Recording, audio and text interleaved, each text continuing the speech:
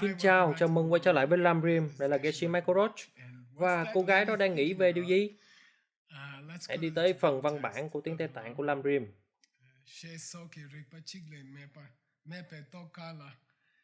Nó có nghĩa là, và nếu các bạn nghĩ về nó, tôi nghĩ chúng ta có thể cùng cảm nhận về nó, rằng để thực sự tin vào một kiếp trước, điều đó thì khó, thật là rất khó. Chúng ta gói gọn trong kiếp này. Chúng ta bị tập trung vào kiếp này, và cuộc sống này rất bận rộn, có rất nhiều thứ đang diễn ra. Và điều đó quá rõ ràng, nó ở đây, chúng ta không thể phủ nhận nó. Và rồi một ai đó nói, chà, bạn đã từng có kiếp trước không? Bạn thì như thế này nhé, có lẽ tôi không có thời gian để nghĩ về điều đó bây giờ. Và sau đó, tôi nghĩ rằng tất cả chúng ta tránh né những ý tưởng khó khăn. Chúng ta không thích nghĩ về những thứ mà khó để hiểu. Vì thế, tôi nghĩ rằng hầu hết chúng ta tránh né câu hỏi này về việc liệu chúng ta đã có một kiếp trước không? Tôi phải nói rằng Ngài Dhammakirti Pháp Xứng đã chứng minh rằng đã có một kiếp trước. Đó là một sự chứng minh khó khăn. Đã có những phần khác nhau trong đó. Nhưng ý tưởng cơ bản là một điều gì đó để nghĩ về, là điều mà theo Đạo Phật và theo chân lý thực sự sống không thể được tạo ra từ cái không còn sống. Sự sống không thể đến từ một nguyên nhân mà không giống với sự sống. Các bạn không có được những quả táo từ những quả thơm. Cái gì? Điều đó không tốt lắm. Những quả chuối từ cây lúa. Điều đó không xảy ra. Và các bạn không có được sự nhận thức của ý thức từ một điều gì đó khác với ý thức. Đó là toàn bộ điều chính yếu. Đó là toàn bộ ý tưởng chính yếu. Những gì mà Ngài Dhammakirti đã nói, và nó đã rất khó khăn đến nỗi tôi nghĩ có thể chúng ta đã không cảm nhận được nó, là điều mà các bạn không thể lấy một viên đá và biến nó thành sự sống. Sự sống có xác thịt sống, và xác thịt được thấm nhuần với sự sống, và xác thịt đó đến từ các chất hóa học. Nhưng phần sự sống trong xác thịt đó đến từ sự sống. Và do đó, chúng ta đã phải có kiếp sống ngay trước khi chúng ta được thụ thai trong kiếp sống này. Được rồi, vậy chúng ta ở đây nói, đó là nơi chúng ta nhìn thấy cô gái trẻ gặp khó khăn. Khi suy nghĩ về dukkha, có nghĩa là nhìn này, điều đó thì khó. Hãy nhớ rằng ấy đã so sánh nó với việc nhìn thấy tính không. Nó ở cấp độ khó của việc nhìn thấy tính không, thật khó để suy nghĩ. Tôi đã đến từ đâu?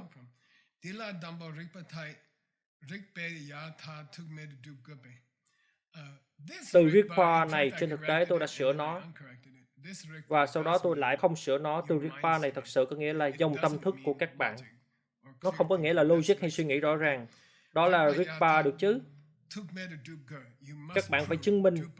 Rupa có nghĩa là các bạn phải chứng minh rằng tâm thức của các bạn đã không có khởi đầu. Các bạn không thể chỉ ra một điểm khởi đầu. Yasha Tumin có nghĩa là Yasha Chukmin có nghĩa là Chukme có nghĩa là các bạn sẽ không bao giờ tới được một điểm khởi đầu. Yatha có nghĩa là nếu các bạn đi tìm kiếm khoảnh khắc đầu tiên của sự nhận thức, khoảnh khắc đầu tiên của sự nhận thức của Michael trong lịch sử, các bạn sẽ không bao giờ tìm thấy nó. Và một lần nữa, hãy nhìn vào khuôn mặt của cô gái này. Và nó là một điều gì đó mà chúng ta lẽ ra phải nghĩ về. Và điều đó thì khó, thật là rất khó. Điều mà tôi đã học được trong cả cuộc đời đó là khi mọi thứ khó để hiểu, thì các bạn phải dừng lại. Và các bạn phải cố gắng hiểu. Các bạn phải dừng lại. Tôi nghiên cứu kinh điển rất nhiều và tôi đã làm việc rất chăm chỉ với chúng. Và tôi chỉ trong nhiều năm qua tôi đã hình thành một thói quen mà thầy của tôi đã dạy tôi. Các bạn chỉ việc dừng lại. Các bạn tìm hiểu nó, các bạn không bỏ qua nó và các bạn không tiếp tục. Nếu các bạn tốn 3 ngày để tìm hiểu nó thì các bạn phải dành 3 ngày với nó bởi vì nó quan trọng.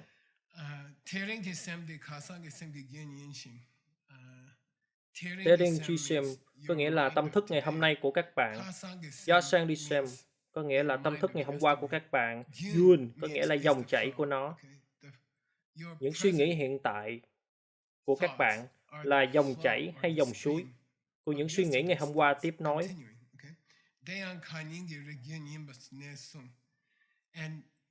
Những suy nghĩ của ngày hôm qua là Khayin.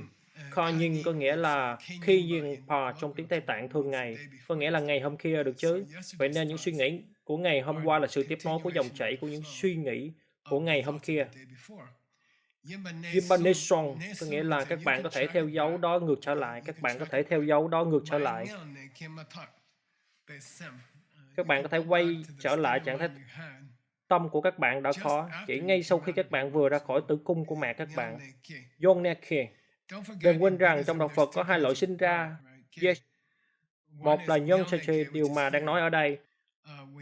Khi các bạn thực sự vừa ra khỏi tử cung của mẹ các bạn. Nhưng về chuyên môn trong đạo Phật, khoảnh khắc của sự thụ thai là sự khởi đầu của sự sinh ra này, của sự tái sinh này. Vì vậy, nếu các bạn quay trở lại trạng thái tâm các bạn đã có, vào cái ngày mà các bạn vừa ra khỏi mẹ của các bạn trong bệnh viện,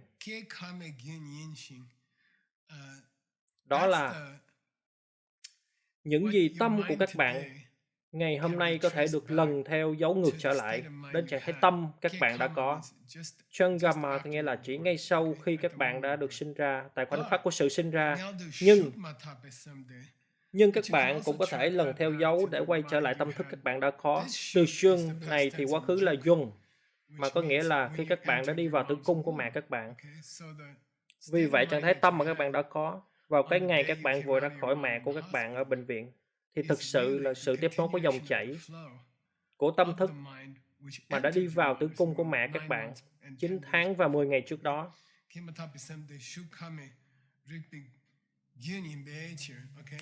Vì vậy, các bạn có thể lần theo dấu tâm thức của các bạn ngược trở lại. Tất cả các nhà khoa học đã đồng ý, tất cả những người phương Tây đã đồng ý rằng các bạn có thể lần theo dấu dòng tâm thức của các bạn ngược trở lại khoảnh khắc mà sau khi các bạn đã đi vào tử cung. Bây giờ, nếu các bạn đã tồn tại trước đó, đó là một cuộc tranh luận. Nhưng không ai đã nói rằng các bạn không thể lần theo dấu ý thức này ngược trở lại tử cung. Được rồi.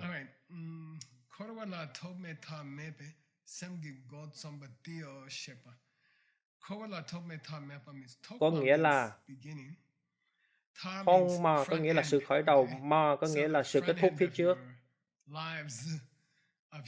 Vậy nên sự kết thúc phía trước những kiếp sống của các bạn, sự tái sinh của các bạn, các bạn không thể chỉ ra một điểm nhất định, mà tại đó các bạn đã bắt đầu, nơi mà những kiếp sống của các bạn trong vòng tròn này đã bắt đầu. Tên cho cuộc sống này là Samsara, có nghĩa là một vòng luân hồi. Nó có nghĩa là ngay khi các bạn kết thúc một kiếp sống, các bạn đón nhận một kiếp sống khác, và rồi các bạn đón nhận một kiếp sống khác nữa, và sau đó đó là một vòng tròn. Gochombaru, từ Go này được đánh vần là mà không nghĩa là cái đầu. Nếu nó là Momgoganogo MCO, nó có nghĩa là cái đầu. Từ Go này có nghĩa là để bắt đầu. Vậy nên Gochongpa có nghĩa là các bạn không thể chỉ vào một điểm nhất định trong thời gian, trong lịch sử và nói đó đã là sự khởi đầu của tâm thức của tôi. Các bạn sẽ không thể tìm thấy nó. Nhân tiện, chữ tìm này là cùng một động từ mà chúng ta sử dụng khi các bạn đi tìm kiếm một đối tượng mà đang không đến từ các bạn. Khi các bạn nói về hai người chồng trong nhà bếp, và các bạn cố gắng tìm kiếm một người chồng mà đang không đến từ các bạn, điều đó được gọi là duyên cùng một động từ.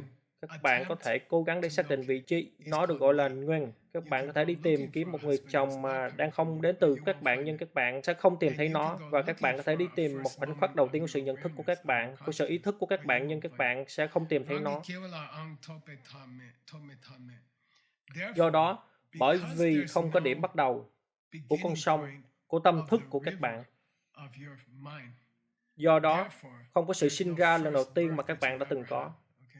Bởi vì nếu không có điểm bắt đầu của con sông hoặc dòng chảy của tâm thức của các bạn thì cũng không có sự sinh ra lần đầu tiên.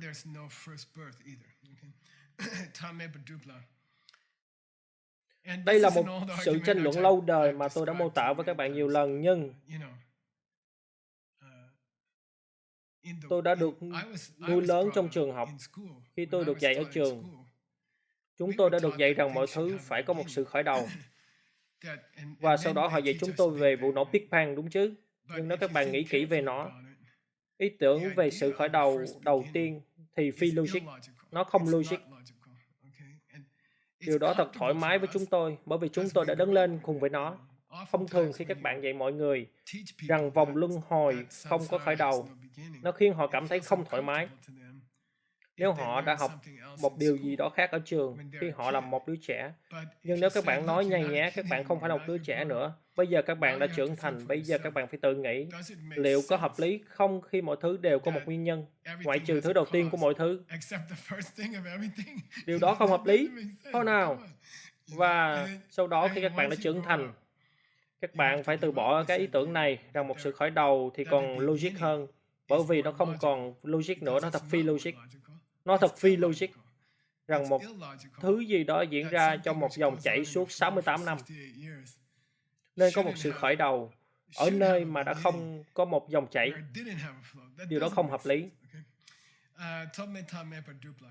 Các bạn có thể chứng minh rằng không có sự khởi đầu nào đối với dòng chảy tâm thức của các bạn. Nếu các bạn chứng minh rằng dòng chảy hoặc dòng sông của những suy nghĩ của các bạn hoặc sự nhận thức của các bạn đã không bao giờ có một sự khởi đầu, thì theo ngụ ý, các bạn chứng minh rằng các bạn đã không bao giờ có một sự sinh lần đầu tiên. Các bạn đã không bao giờ có một sự sinh đầu tiên. Do đó không có điểm khởi đầu cho quá trình của việc các bạn được sinh ra. Chết, sinh ra, chết, sinh ra, chết, sinh ra, chết, sinh ra. Không có sự khởi đầu cho điều đó. Được rồi, tôi thích hình ảnh này. Tôi đã cố gắng. Công việc của tôi, một phần công việc của tôi khi tôi chuẩn bị cho một bài dạy Lamrim là tìm kiếm những bức ảnh hay những hình ảnh mà có thể giúp các bạn nhớ các ý tưởng.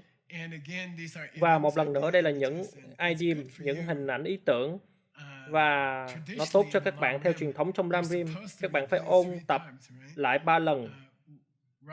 Ngay sau khi các bạn về nhà, sau khi các bạn đã nghe điều này, các bạn phải nhắm mắt lại và ôn lại mọi thứ. Sau đó, buổi tối hôm đó, các bạn phải ôn lại một lần nữa. Và sau đó, buổi sáng tiếp theo, các bạn phải ôn lại một lần nữa. Và tôi đang cố gắng để tìm thấy các bức ảnh hoặc các hình ảnh mà sẽ giúp các bạn ôn tập. Vì vậy, một cách dễ dàng để ôn tập Lamrim, những gì các bạn phải làm nếu các bạn muốn nó tác động đến tâm trí của các bạn. Một điều tuyệt vời để làm là xem lại những bức ảnh mà tôi đang cho các bạn xem. Khi các bạn kết thúc lớp học, ngay sau khi các bạn kết thúc lớp học, hãy xem lại những bức ảnh. Các bạn có nhớ bức ảnh đó đại diện cho điều gì không? Paul, bức ảnh của cô gái như thế này đại diện cho điều gì? Hoặc Gelsey, Venerable Gelsey. Tại sao là cô ấy? Bức ảnh đầu tiên của ngày hôm nay đang suy nghĩ về kiếp trước. Phải rồi, cô ấy đang cố gắng tìm hiểu nó. Tôi đã có một kiếp trước hay tôi đã không có một kiếp trước? Và đừng nói rằng các bạn đã tìm hiểu nó một cách dễ dàng, bởi vì nếu các bạn đã tìm hiểu thì các bạn đã không. Điều đó thì khó, nó thực sự khó. Vì vậy, khi các bạn nhìn thấy bức ảnh đó, tôi muốn các bạn nghĩ về điều đó. Bây giờ, bức ảnh tôi đang nói đến bây giờ là điều này, tôi không biết nữa. Nó là một đại dương hoặc một cái gì đó. Với một Ouroboros, biểu tượng vô cực. Ouroboros, tôi không biết cách phát âm nó, Ouroboros. Vâng, tôi thích hai hình ảnh này. Tôi đặt hai hình ảnh cùng nhau được chứ? Đó là một con rắn đang ăn đuôi của nó được gọi là, tôi không biết cách phát âm nó, Ouroboros. Ouroboros. Được rồi. Nó đại diện cho một chu kỳ tiếp theo của chính nó, một vòng tròn mà một sự kết thúc mà trở thành một sự khởi đầu. Bạn có thể chiếu hình ảnh đó lên không? Tôi sẽ nói về nó. Được, tốt lắm, cảm ơn Beiji. Vì vậy tôi đang suy nghĩ về nước ở trong hồ.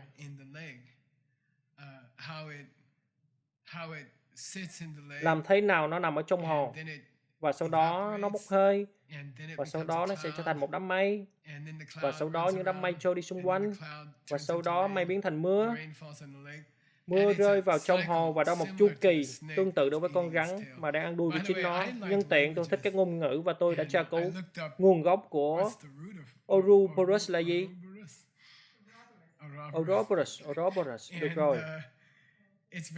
Và nó rất thú vị. Boros có nghĩa là ăn. Và nó có rất nhiều nguồn gốc bằng tiếng Nga. Borista có nghĩa là chiến đấu với một thanh kiếm. Và Boris đến từ đó bởi vì nó là một kiếm sĩ. Vậy Porista có nghĩa là chiến đấu với những thanh kiếm và chặt nhỏ mọi thứ.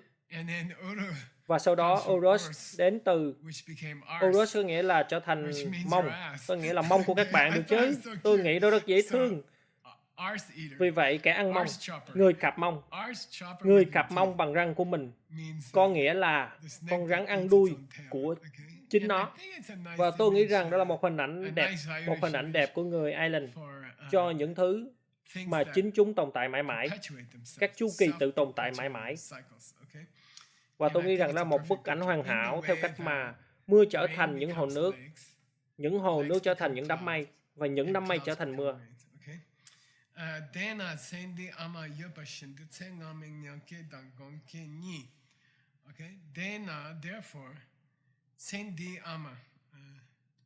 Đó là một câu chuyện buồn cười khi tôi đã cố gắng để tham gia vào một lớp tiếng học Tây Tạng.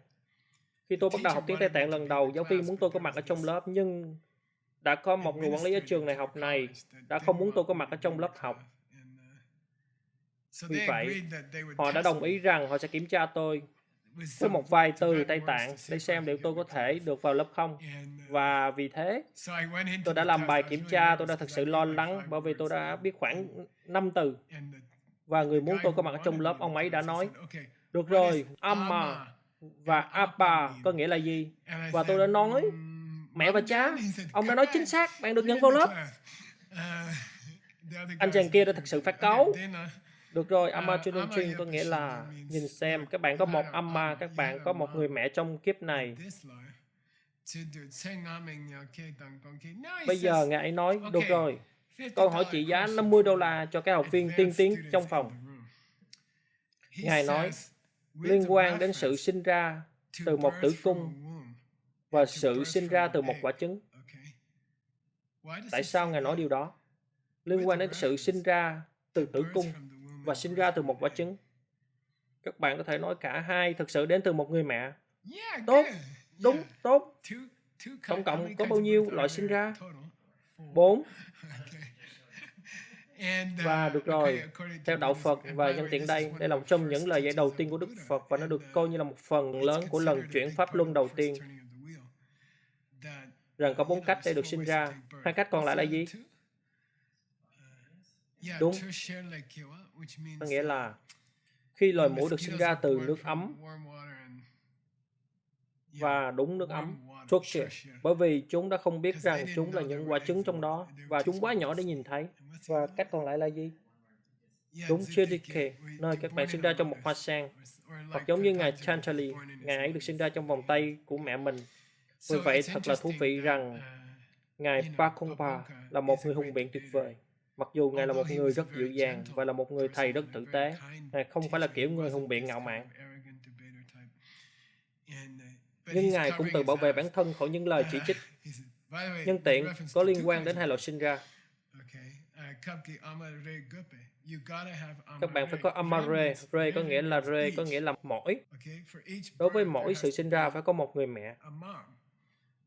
Mỗi sự sinh ra phải có một người mẹ tương ứng. Vì vậy, Re rất quan trọng ở đây. Gope, các bạn đã phải có. Do đó, nếu các bạn có một lần sinh ra là một trong 2 loại đó, từ tử cung hoặc từ những quả trứng, các bạn phải có một người mẹ cho mỗi lần được chứ. Nhân tiện đây, trong một cuộc tranh luận, nếu các bạn đồng ý, nó giống như một ván cờ vua, người kia sẽ gài bẫy các bạn. Và vào lúc đầu anh ấy sẽ trông rất ngây thơ, anh ấy sẽ di chuyển một con tốt. Và sau đó bất thình lình các bạn biết rõ anh ấy đã giăng bẫy các bạn rồi, với 2 lần di chuyển đầu tiên hoặc 3 lần di chuyển. Vì vậy, trong một cuộc tranh luận, các bạn giống như, được rồi, nếu các bạn được sinh ra từ một tử cung, mỗi lần sinh ra cần một người mẹ, phải không? Như vậy, mỗi lần chỉ là một mà thôi, đúng không? Và sau đó các bạn đã cam kết với vô số các bà mẹ. Mỗi lần chỉ một, đúng không? Đúng vậy, được rồi, mỗi lần một, tôi không có một vấn đề với điều đó. Nếu các bạn có 100 lần sinh ra, thì các bạn phải có Mahjong. Điều đó có nghĩa là gì? Các bạn phải có 100 người mẹ, 100 lần sinh, 100 người mẹ. Cái này các bạn đồng ý, một lần một người. Vâng, nếu các bạn có 1.000 lần tái sinh thì các bạn có 1.000 người mẹ. Vì vậy, nó phải như vậy. Các bạn biết từ gen này từ tiếng Chönchimpa. Số lượng nó phải là vô số. Phủ định gấp đôi. Từ ma đầu tiên là mẹ. Bây giờ có hai sự phủ định. Điều đó có nghĩa là gì?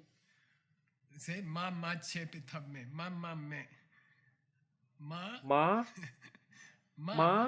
mẹ. Không có ai mà chưa từng là mẹ của các bạn.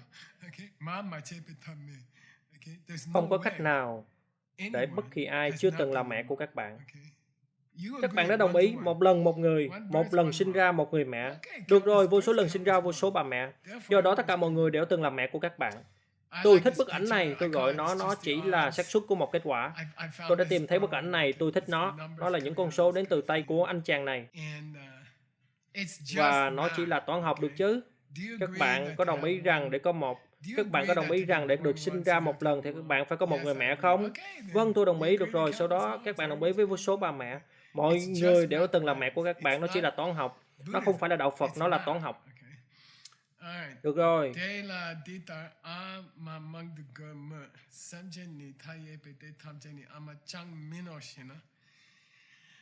Bây giờ, Ngài Bongka bắt đầu trình bày những phản biện tự nhiên mà nảy sinh trong tâm trí của các bạn đối với những ý tưởng này.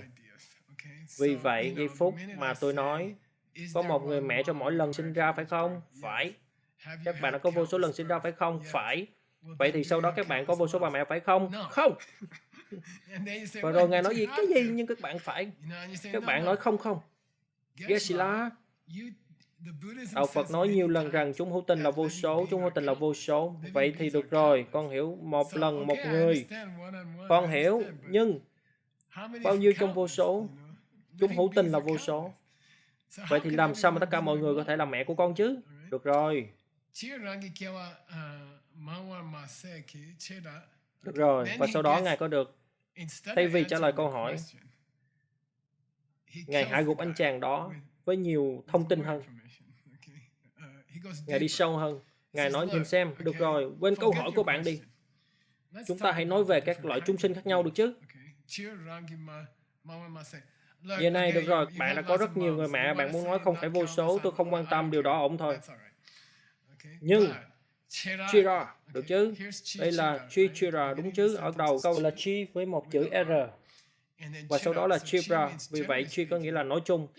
Vâng, các bạn đã có rất nhiều người mẹ, nhưng đặc biệt hơn, hãy nói về các động vật hoang dã. Vì đó có nghĩa là những động vật hoang dã. Động vật hoang dã của vùng hoang dã. Ví dụ, Shapa nghĩa là một con nai, và Gopa nghĩa là một con linh dương, và Bushin có nghĩa là những con bọ, những con côn trùng, những con kiến, những con châu chấu.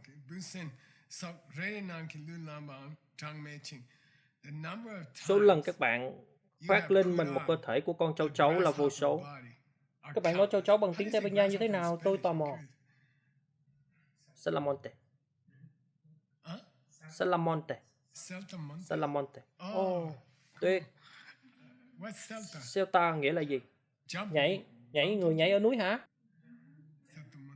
Salamonte, được rồi, tuyệt. Salamonte. Vì vậy các bạn đã từng là một con châu chấu. Những lần các bạn chỉ là một con châu chấu, không phải chúng sinh khác, chỉ là một con châu chấu, thì cũng là vô số.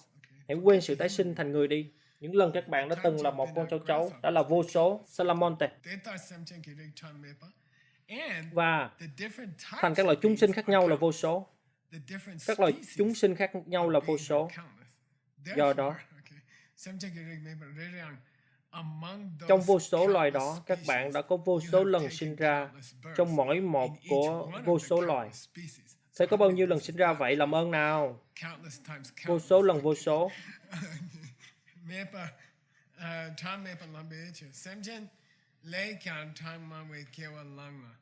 Do đó, các bạn đã có sự sinh ra nhiều hơn so với số lượng của những chúng hữu tình trong vũ trụ. Bởi vì họ chỉ bị mắc kẹt trong một dạng sống hiện tại. Nhưng các bạn phải nhân số lần đó lên vô số. Vì vậy, đừng nói với tôi, Geshe-la có vô số chúng sinh trong vũ trụ. Tôi đồng ý. Nhưng đừng quên, mỗi chúng sinh trong vô số đó đã có vô số lần tái sinh, giống như con châu chấu này. Đó là vô số lần, vô số lần, vô số. Vì vậy, đừng nói với tôi là họ đã chưa từng là mẹ của các bạn. Được rồi, điều đó khá tuyệt. Được rồi.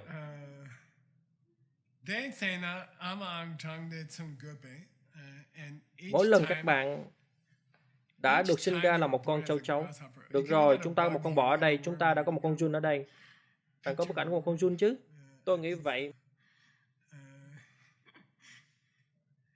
Tôi đang suy nghĩ về những con giun bởi vì đó là mùa xuân. Tôi đang làm việc trong khu vườn của tôi đang cố gắng để không làm tổn thương những con giun.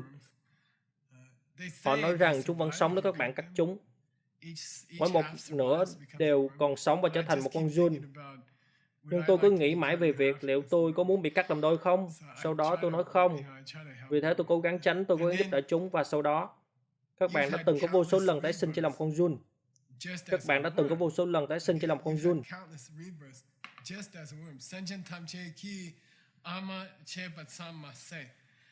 Không chỉ mọi chúng hữu tình đã từng là mẹ của các bạn, mà họ đã từng là mẹ của các bạn vô số lần trong mỗi của vô số dạng sống. Vì vậy, mọi người đã từng làm mẹ của các bạn khi là một con giun vô số lần.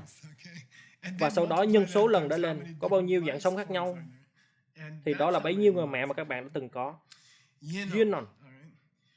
Ổn chứ, sau đó Ngài sẽ dẫn một cuốn sách rất hay của Ngài Nagarjuna, Long Thọ. Đó là một trong hai cuốn sách tôi đang suy nghĩ sẽ tặng cho một người bạn của tôi. Bởi vì nó là một cuốn sách cực kỳ có giá trị. Và có lẽ đó là cuốn Lam Rim đầu tiên. Đó là Shitting, bức thư cho một người bạn, mà thực ra là Suharlaka, và chữ D thay đổi thành chữ L. Vì vậy Suhat có nghĩa là lòng nhân ái, và Lekha có nghĩa là một bức thư, mà đến từ Rikha, có nghĩa là vết ngoạch ngoạc cái gì đó. Vì vậy dù sao đi nữa, Shitting có nghĩa là bức thư cho một người bạn. Ngài Nagarjuna đã viết một bức thư cho một vị vua tên là Udayapara. Nếu tôi không nhầm, đó sẽ là một văn bản tuyệt vời để dịch.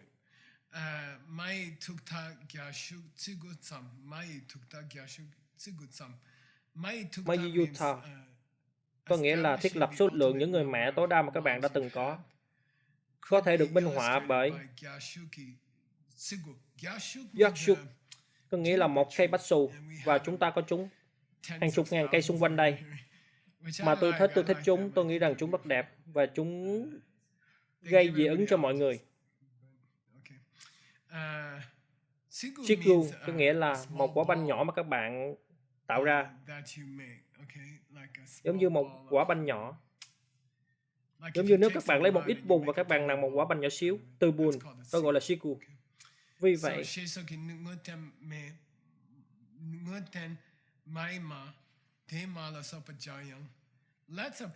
hãy áp dụng tuyên bố đó từ Ngài Nagarjuna. Và tuyên bố đó của Ngài Nagarjuna là nếu các bạn ngồi và các bạn tạo ra, nếu các bạn ngồi trên mặt đất giống như một đứa trẻ vào một ngày mưa, và các bạn nặn những quả banh nhỏ từ bùn bằng kích cỡ của quả bách xù, sẽ mất bao lâu để hết bùn của hành tinh? Được rồi, được chứ, sẽ mất bao lâu để hết bùn của hành tinh? Được rồi, vì vậy. Và Ngài Babomka nói có một truyền thống rằng các bạn không đếm theo kiểu như vậy. Các bạn không nói, đây là mẹ của tôi. Người này đã làm mẹ của tôi, người này đã làm mẹ của tôi, người này đã làm mẹ của tôi. Và rồi đến bùn cuối cùng của hành tinh, các bạn đã đếm mọi thứ.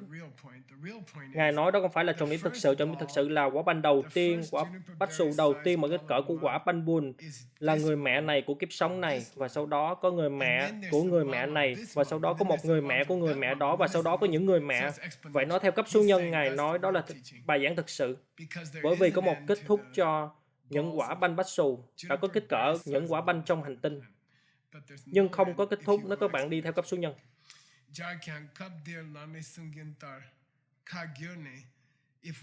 Nếu chúng ta điều chỉnh tuyên bố này của ngài Nagarjuna để phù hợp với truyền thống truyền miệng xung quanh tuyên bố đó, Sungjin có nghĩa là truyền thống truyền miệng, Kagyeongmin có nghĩa là nếu chúng ta điều chỉnh nó.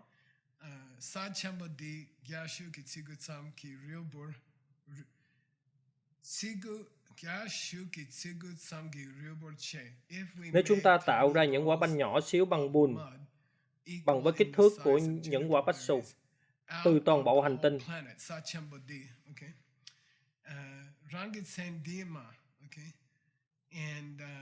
và sau đó chúng ta nói quả này là mẹ của tôi trong kiếp này, và quả banh thứ hai là mẹ của tôi trong kiếp trước đó, và quả banh thứ ba là người mẹ tôi đã có trong kiếp sống trước kiếp trước. Và sau đó nếu các bạn đặt những quả banh đó, pen có nghĩa là nếu các bạn đặt chúng thành một đống yokte, các bạn sẽ đạt được một kết thúc, phải không? Hành tinh này đất ở hành tinh sẽ hết. Nhưng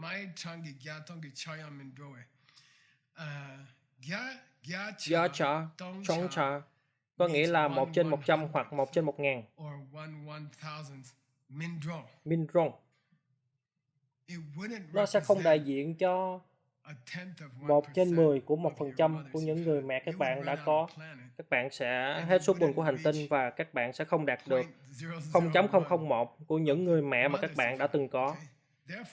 Do đó,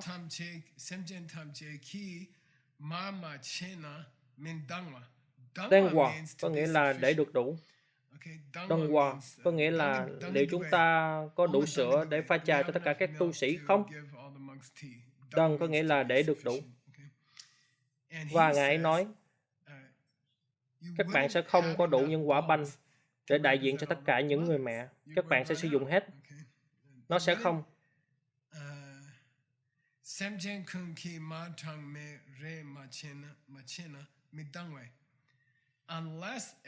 Nếu mọi chung hữu tình trong vũ trụ đã từng là mẹ của các bạn vô số lần, thì toán học không tính toán được. Toán học không tính toán được. Môn toán thì rất là lạ. Trừ khi mỗi chúng hữu tình đã từng là mẹ của các bạn. Không những một, mà vô số lần. Được rồi.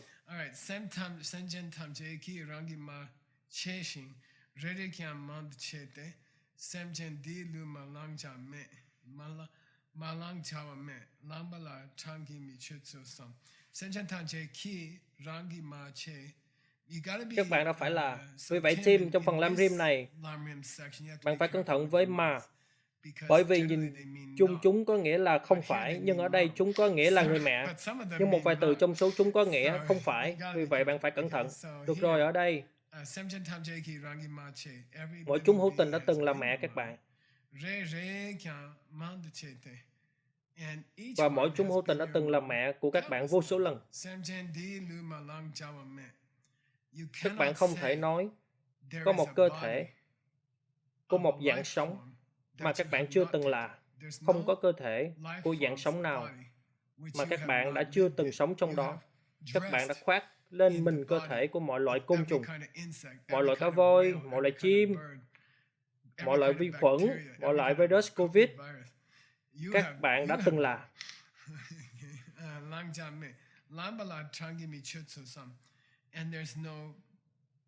Không có con số, không đếm được bao nhiêu lần các bạn đã mang mỗi trong những cơ thể khác nhau. Sau đó Ngài nói các bạn có muốn hiểu sâu hơn không? Các bạn có muốn đi sâu hơn không? Có. Được rồi, Ngài nói được rồi, các bạn đã từng là mỗi một loài bọ vô số lần và không có đủ những người mẹ để làm mẹ của các bạn cho những con bọ đó, trừ khi điều đó đã từng là tất cả mọi người trong vũ trụ. Toán học không tính toán được. Hơn nữa, đi dòng, hơn nữa. Hãy chỉ nói về số lần các bạn đã sinh ra là một con người.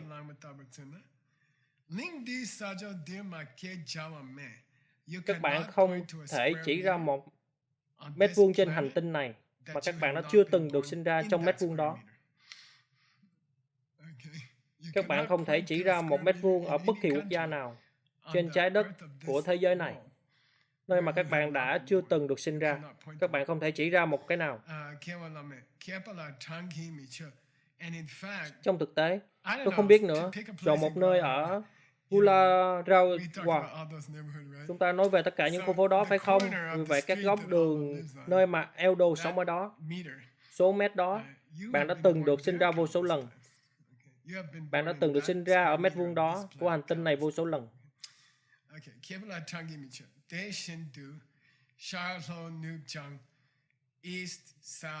Đông, Nam, Tây, Bắc, tôi không quan tâm hướng nào, tôi không quan tâm quốc gia nào, quên các quốc gia đi.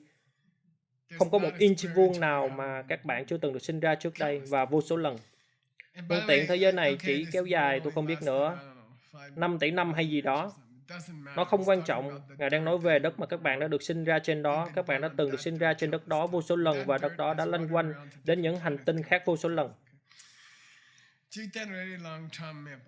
Những thế giới các bạn đã từng được sinh ra là vô số lần.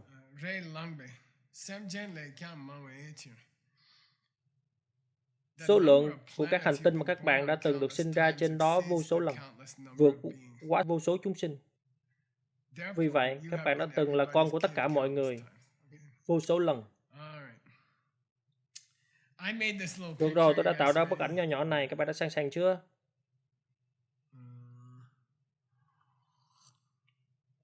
Vâng, tôi thích bức ảnh nhỏ nhỏ dễ thương này về thế giới của chúng ta.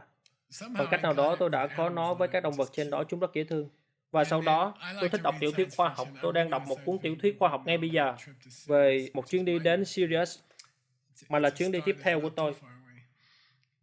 Đó là một ngôi sao không quá xa, ngôi sao màu xanh. Dù sao thì nữa, đó là bậc thềm phải không? Đó là một con chó. Vì vậy, tôi đã cố gắng đặt các ngôi sao. Hãy tưởng tượng rằng thế giới này nằm trong mỗi ngôi sao. Và sau đó hãy tưởng tượng rằng các bạn đã từng được sinh ra trong mỗi ngóc ngách của mỗi hành tinh, trong mỗi mét vuông của mỗi hành tinh.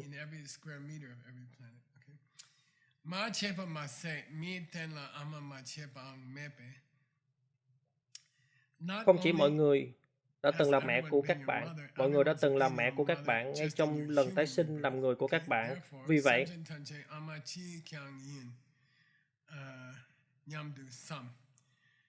vậy, nó không quan trọng. Chiếc Genshin nó không quan trọng họ là gì bây giờ. Côn trùng, virus, con voi, nó không quan trọng. Yamcha-chon, hãy nghĩ về điều đó, hãy chỉ nghĩ về điều đó. Sau đó thật thú vị, Ngài nói, có nghĩa là nhìn xem nếu các bạn thực hiện tất cả dòng chảy logic này. Tôi đã dạy các bạn về những người mẹ và các bạn không hiểu nó. Nó thật dễ thương, được rồi. Mọi thứ tôi dạy các bạn hôm nay quên đi được chứ. Nếu bạn không hiểu nó, các bạn không hiểu điều gì đó, cái quái như vậy, được rồi. Tôi đã có một cách tiếp cận khác. Tôi đã có một sự lựa chọn khác. Sau đó Ngài ấy thả tay các bạn và Ngài ấy nói, chết tiệt, tôi đang bắt đầu nghi ngờ liệu rằng tôi có một người mẹ trong kiếp sống này không. Được rồi, các bạn chỉ không hiểu những gì tôi đang cố gắng để nói với các bạn, mà các bạn còn bắt đầu nghi ngờ chính mẹ của các bạn trong kiếp này. Ngài nói, hãy quay trở lại với mẹ của các bạn trong kiếp này. Các bạn không hiểu tất cả logic này. Nó quá phức tạp với các bạn. Nó làm cho các bạn đau đầu. Nó quá phức tạp. Được rồi, hãy quay trở lại những điều cơ bản. Chỉ cần quay trở lại với mẹ của các bạn trong kiếp này, được chứ? Các bạn có một người mẹ trong kiếp này, đúng chứ? Các bạn có thể hình dung bà. Có lẽ bà vẫn còn sống. Chúng ta chỉ cần quay trở lại đó. Khi bài thiền định này quá nhiều đối với các bạn. Tiêu chuẩn, quay trở lại với bài thiền tiêu chuẩn, quay trở lại với mẹ của các bạn trong kiếp này. Các bạn có thể nhớ khuôn mặt bà, các bạn có thể nhớ những điều tốt đẹp mà bà làm cho các bạn. Hãy đưa nó trở lại với mẹ của các bạn trong kiếp này.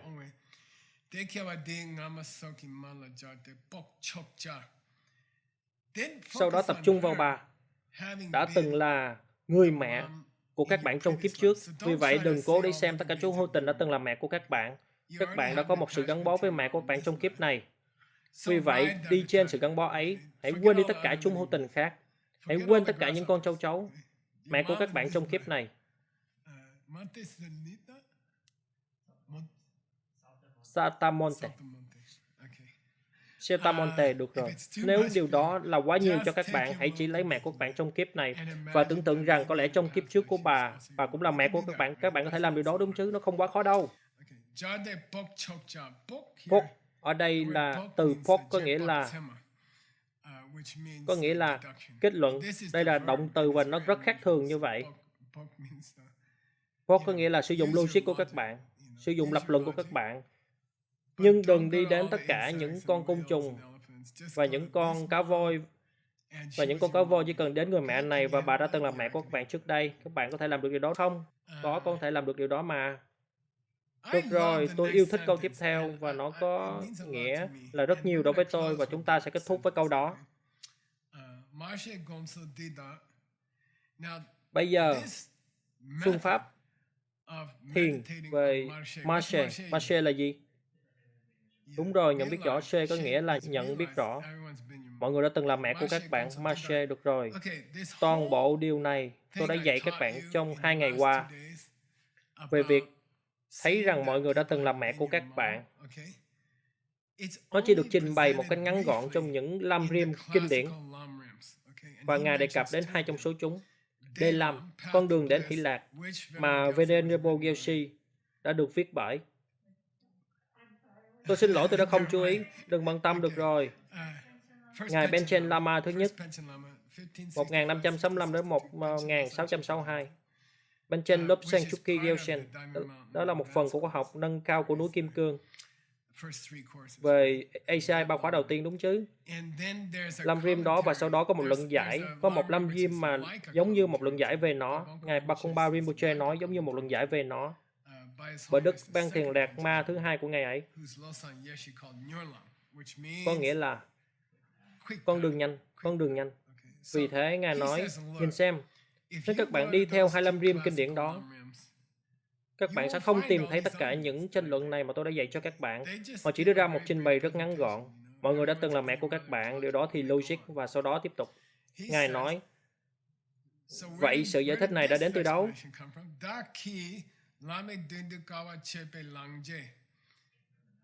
Tôi đã dành hàng nhiều giờ hoàn toàn để học điều này từ thầy của tôi.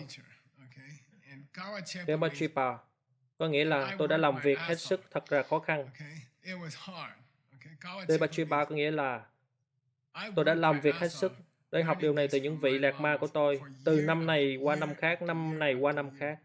Langchen có nghĩa là điều này chỉ là dấu chân của sự nỗ lực đó. Phong trình bày mà các bạn đã nghe trong 2 buổi vừa qua chỉ là cái bóng hoặc dấu hiệu của hàng ngàn giờ mà tôi đã dành ra để học tập những điều này và cố gắng để hiểu điều này. Đó chỉ là cái bóng đơn thuần của những nỗ lực tôi đã bỏ ra. Rinpoche được đặt trong sự nỗ lực.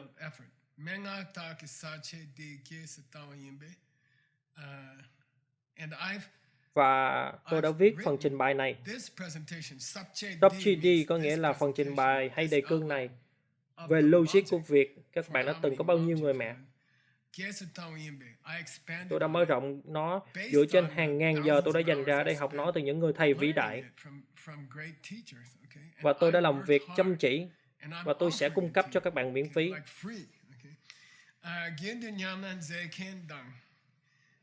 Nếu các bạn là một người đang giữ sự thực hành đạo Phật khá đều đặn, nếu các bạn là kiểu người chịu trách nhiệm về việc thực hành của mình, được rồi, nhìn này, không ai hoàn hảo. Các bạn đang không giữ sổ 6 thời của các bạn đang thiền định nhưng các bạn đang không giữ sổ 6 thời, hoặc các bạn đang tập yoga nhưng các bạn đang không thiền định, hoặc các bạn mới đấy thôi nào, khi nào chúng ta có thể làm tất cả nhiều đó. Nhưng Ngài nói nếu các bạn là một người thực hành khá đều đặn. Từ khóa này chúng ta đã thảo luận trong các lớp Abhidhamma vi diệu pháp gần đây, bởi vì nó được ở trên một con voi và nó đã liên quan đến 84.000 pháp môn. Core có nghĩa là một tải trọng mà các bạn đặt trên một con vật. Vì vậy, đôi khi số lượng giáo pháp được dạy bởi Đức Phật được định nghĩa như số lượng những cuốn sách nhỏ các bạn có thể xếp trên một con voi. Cỡ như tòa nhà này, đó là 84.000 pháp môn. Dù sao, điều đó thật tuyệt vời. Ở đây, có phải các bạn là kiểu người sẽ nhận lấy trách nhiệm để giữ cho những giáo pháp này còn tồn tại không? Có phải các bạn sẽ thành một câu lạc bộ vàng ALL không? Tôi không biết họ gọi nó gì ở Mexico. Câu lạc bộ đi Oro. Vâng, một câu lạc bộ vàng, một câu lạc bộ đi Oro. Các bạn sẽ trở thành kiểu người nhận lấy trách nhiệm để làm cho những giáo pháp này tồn tại trên hành tinh này, phải không? Các bạn sẽ tham gia vào tất cả những câu lạc bộ vàng đó, và những câu lạc bộ Ngọc Bích và câu lạc bộ, các câu lạc bộ đó chứ. Và nếu các bạn là kiểu người mà duy trì một thực hành tốt chứ, được rồi, không hoàn hảo. Và nếu các bạn là kiểu người mà nói, tôi sẽ đảm bảo rằng những giáo pháp sẽ tiếp tục ở trên hành tinh này, tôi chịu trách nhiệm, tôi sẽ gây quỹ ở Waterhouse, được chứ? Điều đó khó khăn ở Waterhouse, nó không giống như ở New York. Vì vậy tôi nhận lấy trách nhiệm nếu các bạn là kiểu người đó. Charlie, tôi giao phó cho các bạn, tôi trao cho các bạn trách nhiệm đó. Đừng để giáo pháp này biến mất. Tôi đã làm việc chăm chỉ để học điều này từ những vị thầy của tôi. Và tôi trao cho các bạn trách nhiệm. Đừng để bài giảng về người mẹ này biến mất trên thế giới. Nó rất hay. Ngài giống như làm ơn đi. Tôi đã làm việc rất chăm chỉ để có được nó. Chính xác. Làm ơn hãy giữ nó, hãy chăm sóc nó. Vị Đạt Ma này sẽ ra đi, vị Đạt Ma kia sẽ ra đi, nhưng mỗi thế hệ phải nói, vâng, được rồi, tôi sẽ giữ lập luận về người mẹ này, tôi sẽ là người giữ gìn lập luận về người mẹ. Câu lạc bộ vàng ở Urawa sẽ là người giữ gìn lập luận về người mẹ. Tôi nhận lấy trách nhiệm. Tôi nghĩ là đó là một thỏa thuận lớn. Đó là một thỏa thuận lớn nếu các bạn có thể làm được điều đó. Hãy giữ gìn bài giảng này, bài giảng quý giá này, giữ nó tốt, bởi vì tiếp đó tôi thích bức ảnh này. Chúng ta có thể kết thúc với bức ảnh của việc chăm sóc. Tôi không biết. Tôi và Bachi đang làm việc trên chương trình cô lập carbon này. Tôi nhớ từ đó rồi. Chương trình. Và bây giờ đó là một điều rất lớn. Nó ở trên tất cả các tờ báo hiện nay. Đột nhiên, tôi không bao giờ nhìn thấy sự cô lập trước đây. Bây giờ nó khắp mọi nơi. Và chúng ta có thể chăm sóc những cái cây này mà sẽ lưu giữ những kiến thức đó không? Và đó là trách nhiệm của chúng ta. Vì vậy, Ngài Bakuba Rinpoche đang nài nỉ chúng ta. Vui lòng hãy chăm sóc nó, làm ơn hãy nhận lấy trách nhiệm chăm sóc bài giảng lập luận về người mẹ này. Vì vậy, các bạn làm ơn hãy nhận lấy trách nhiệm. Và chúng tôi sẽ gặp lại các bạn trong lớp tiếp theo.